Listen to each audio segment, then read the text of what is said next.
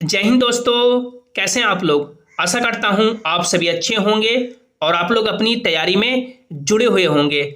लाखों कैंडिडेट जो लंबे समय से रेलवे ग्रुप डी 2024 वैकेंसी का इंतजार कर रहे थे और उनको इस बात का अभी भी डाउट था कि क्या रेलवे ग्रुप डी 2024 में आईटीआई लागू हुआ है या आईटीआई लागू नहीं हुआ है, कितने पदों पे आईटीआई वाले एलिजिबल हैं या कितने पदों पे सिर्फ 10th जो पास हैं या 12th जिन्होंने या जो सिंपली ग्रेजुएशन कर रखे हैं वो फॉर्म अप्लाई कर पाएंगे। एग्ज़ाम का क्या पैटर्न रहने वाला है। तो रेलवे ने अभी एक नोटिफिकेशन जारी किया है, एक भर्ती जारी की है रेलवे ग्रुप डी का, जिससे आपको सारे डाउट आपके हैं जो क्लियर हो जाएंगे कि क्या एलिजिबिलिटी 2024 ग्रुप डी के लिए रहने वाली है। तो पूरे वीडियो को आपको ध्यान से देखना है और यदि आप लोग चैनल पर पहली बार आए हैं या अभी तक भी सब्सक्राइब नहीं किए हैं तो कर लें, ताकि जो भी आगे के अपडेट हो उसकी सही और ऑफिशियल जानकारी आपको मिल सके। तो दोस्तों आप लोग यहाँ पे देख सकते हैं, ये employmentnews.gov.in है, यानी गवर्नमेंट ऑफ इंडिया जो एम्प्लॉयमेंट नोटिफिकेशन रिलीज करती है उसका ये एक प्रिंट है, जिसमें रेलवे ने साउथ सेंट्रल रेलवे में ग्रुप डी के कुछ पोस्ट निकाले हैं। आप लोग यहाँ पे देख सकते हैं, अर्स्टवाइल ग्रुप डी यानी जो पहले ग्रुप डी था अब जो ग्रुप सी हो चुका है, उसमें टोटल 12 भर्ती रिलीज की गई है। अब इस 12 भर्ती का आप लोग एजुकेशनल क्वालिफिकेशन देख सकते हैं, जो बताया गया है for civil engineering, mechanical, electrical and signal and telecom department, यानी जो सिविल इंजीनियरिंग में पोस्ट होंगे, मैकेनिकल में होंगे, इलेक्ट्रिकल में होंगे, सिग्नल में होंगे और टेलीकॉम में होंगे, यानी जो टेक्निकल डिपार्टमेंट के पोस्ट होंगे उसमें 10th पास, यहाँ पे साफ लिख दिया गया, देख सकते हैं 10th pass plus national apprenticeship certificate granted by NCVT, यानी 10th और अप्रेंटिसशिप चाहिए और 10th पास प्लस आईटीआई या 10th पास प्लस आईटीआई चाहिए। ये साफ यहाँ पे क्लियर कर दिया गया है। आप लोग नीचे देख सकते हैं फॉर अदर डिपार्टमेंट्स, यानी दूसरे डिपार्टमेंट के लिए मैट्रिकुलेशन चाहिए, यानी सिर्फ 10th पास चाहिए, या जिन्होंने आईटीआई किया है वो भी एलिजिबल होंगे और इसके समकक्ष कोई भी अदर डिग्री है वो भी यहाँ पे एलिजिबल होंगे, अप्रेंटिसशिप है या जो भी अदर डिग्री है वो भी एलिजिबल होंगे। तो यहाँ पे साफ कर दिया गया है कि जो टेक्निकल डिपार्टमेंट में रेलवे ग्रुप डी की जो वैकेंसी आई है उसमें आईटीआई या अप्रेंटिसशिप है जो जरूरी कर दिया गया है, और जो अदर डिपार्टमेंट है उसमें मिनिमम एजुकेशनल क्वालिफिकेशन 10th ही रहने वाला है, यानी जिन्होंने सिंपली 10th किया है, 12th किया है, ग्रेजुएशन किया है वो भी फॉर्म अप्लाई कर पाएंगे। तो आज के बाद किन्हीं भी कैंडिडेट को इस बात का डाउट नहीं होना चाहिए कि क्या आईटीआई लागू हो गया है या नहीं लागू हो गया है, क्योंकि जितनी भी छोटी छोटी वैकेंसी रेलवे जारी कर रही है उसमें लगातार ये बात पे जोर दिया जा रहा है कि जब सेंट्रलाइज्ड एम्प्लॉयमेंट नोटिफिकेशन आए उसमें किन्हीं भी कैंडिडेट को डाउट ना रहे और कुछ भी बात ना बढ़े।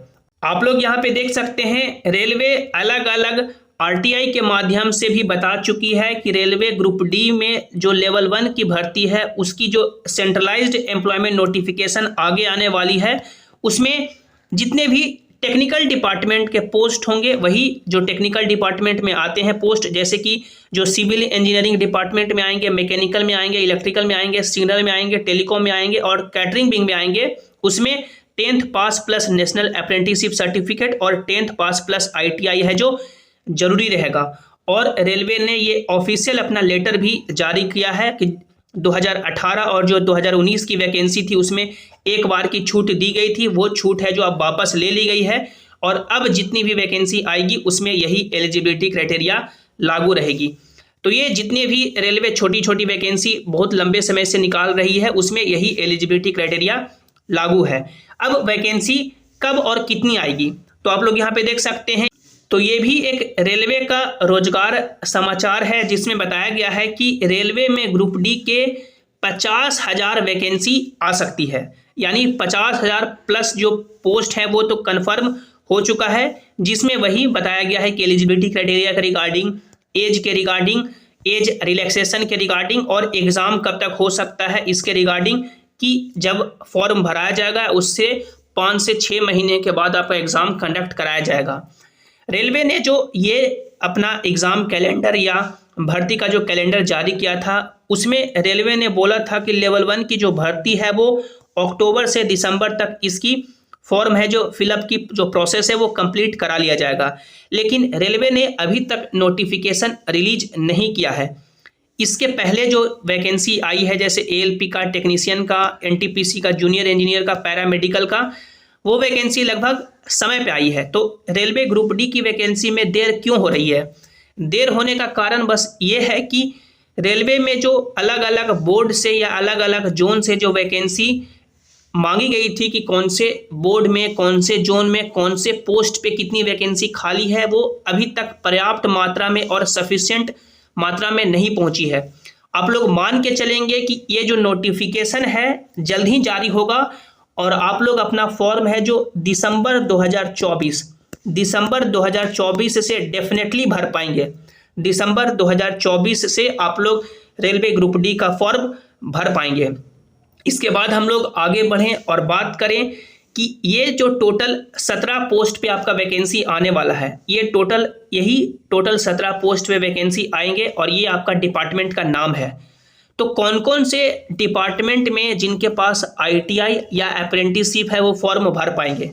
तो देखिए, जो मिनिमम एजुकेशनल क्वालिफिकेशन है लेवल 1 का वो 10th पास है, और जिनके पास आईटीआई या अप्रेंटिसशिप है वो इन सभी 17 पोस्ट पे एलिजिबल है। यदि 50,000 मान के चलें कि 50,000 वैकेंसी आ रही है रेलवे ग्रुप डी में, तो आप लोग जिनके पास आईटीआई या अप्रेंटिसशिप है वो सभी 50,000 पोस्ट पे एलिजिबल रहेंगे। आईटीआई और अप्रेंटिसशिप वाले को और क्या फ़ायदा है कि जो टेक्निकल डिपार्टमेंट के पोस्ट हैं उसमें जिनके पास आईटीआई या अप्रेंटिसशिप है नहीं है वो फॉर्म अप्लाई नहीं कर पाएंगे, वो उनके लिए पोस्ट एलिजिबल नहीं हो पाएगा। बस यही आपके लिए फ़ायदा है कि आपके लिए कंपटीशन कम हो जाएगा। और जिनके पास कोई भी टेक्निकल डिग्री नहीं है, जैसे आईटीआई नहीं है या अप्रेंटिसशिप नहीं है, सिंपली उन्होंने 10th पास है कोई, या कोई 12th पास है, या कोई ग्रेजुएशन पास है, तो उनके लिए मात्र 3 डिपार्टमेंट और 3 ही पोस्ट बच जाते हैं। वो है आपका स्टोर डिपार्टमेंट का पोस्ट असिस्टेंट डिपो स्टोर का, उसके बाद ट्रैफिक डिपार्टमेंट का पोस्ट असिस्टेंट पॉइंट्समैन का, और मेडिकल डिपार्टमेंट का पोस्ट हॉस्पिटल असिस्टेंट का। तो ये जो नॉन टेक्निकल डिपार्टमेंट में है इसमें कितनी वैकेंसी आ सकती है? तो इसमें उम्मीद है कि आपका जो वैकेंसी है वो लगभग 10,000 के आसपास पूरे ऑल ओवर इंडिया में रह सकता है। 10,000 के आसपास पोस्ट रह सकता है, जिसमें जो भी नॉन टेक्निकल बच्चे हैं जिनके पास आईटीआई या अप्रेंटिसशिप नहीं है वो भी फॉर्म अप्लाई कर पाएंगे। तो फॉर्म सभी बच्चे अप्लाई कर पाएंगे, जिनके पास आईटीआई या अप्रेंटिसशिप है वो भी, या जिनके पास आईटीआई या अप्रेंटिसशिप नहीं है वो भी, बशर्ते कि जो कंपटीशन है या जो मान सकते हैं पोस्ट रिजर्व रहेंगे वो सभी के लिए नहीं रहेंगे। इसके बाद हम लोग आगे बढ़ें और एग्ज़ाम पैटर्न की बात करें तो ये आपका एग्ज़ाम पैटर्न है। एक एग्ज़ाम होता है रेलवे ग्रुप डी में, टोटल 1.5 घंटे का एग्ज़ाम होता है, 90 मिनट का। टोटल 100 सवाल पूछे जाते हैं, जिसमें साइंस से 25 सवाल, मैथमेटिक्स से 25 सवाल, रीजनिंग से 30 सवाल और जनरल अवेयरनेस करंट अफेयर मिला करके 20 सवाल। ये आपका सिलेबस है। मैथ्स का ये सिलेबस है, रीजनिंग का सिलेबस है, जनरल साइंस जो आप लोगों ने 10th तक पढ़ा है, फिजिक्स, केमिस्ट्री और बायोलॉजी वही पूछा जाएगा, और जनरल अवेयरनेस करंट अफेयर में हिस्ट्री, पॉलिटिक्स, इकोनॉमिक्स, ज्योग्राफी और करंट अफेयर पूछे जाएंगे। जो भी बोर्ड से आप लोग अपना फॉर्म अप्लाई करेंगे उस बोर्ड का यदि आप लोग अपने कैटेगरी का कट ऑफ पार करेंगे तो फिर आपको फिजिकल एफिशिएंसी टेस्ट के लिए बुलाया जाता है। जितनी वैकेंसी होती है उस वैकेंसी का 3 टाइम्स कैंडिडेट को फिजिकल एफिशिएंसी टेस्ट के लिए बुलाया जाता है। मेल कैंडिडेट के लिए अलग फिजिकल एफिशिएंसी टेस्ट का क्राइटेरिया है और फीमेल कैंडिडेट के लिए अलग है। दोनों को, यानी मेल कैंडिडेट और फीमेल कैंडिडेट को, दोनों को 2-2 क्राइटेरिया है जो पास करना होगा। इसका कोई भी नंबर आपको नहीं मिलेगा, ये सिर्फ आपको क्वालिफाई करना है। यदि आप लोग इसमें फेल हो जाएंगे तो फिर आप लोग भर्ती वैकेंसी से बाहर हो जाएंगे।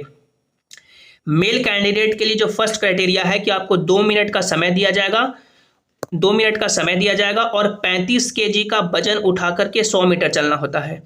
और दूसरा क्राइटेरिया है कि 4 मिनट 15 सेकंड में 1 किलोमीटर दौड़ना होता है। फीमेल कैंडिडेट के लिए है कि 2 मिनट में 20 केजी का वजन उठा करके 100 मीटर चलना होता है और 5 मिनट 40 सेकंड में 1 किलोमीटर दौड़ना होता है। ये आपका फिजिकल एफिशिएंसी टेस्ट का क्राइटेरिया है। आप लोग ये पास करेंगे तो जितने भी कैंडिडेट पास करेंगे मेरिट लगेगा आपका नंबर के बेसिस पे। जो आप लोगों ने एग्जाम में नंबर लाया है उसी के बेसिस पे मेरिट लगेगा और आपको डीवी यानी कि डॉक्यूमेंट वेरिफिकेशन के लिए बुलाया जाएगा।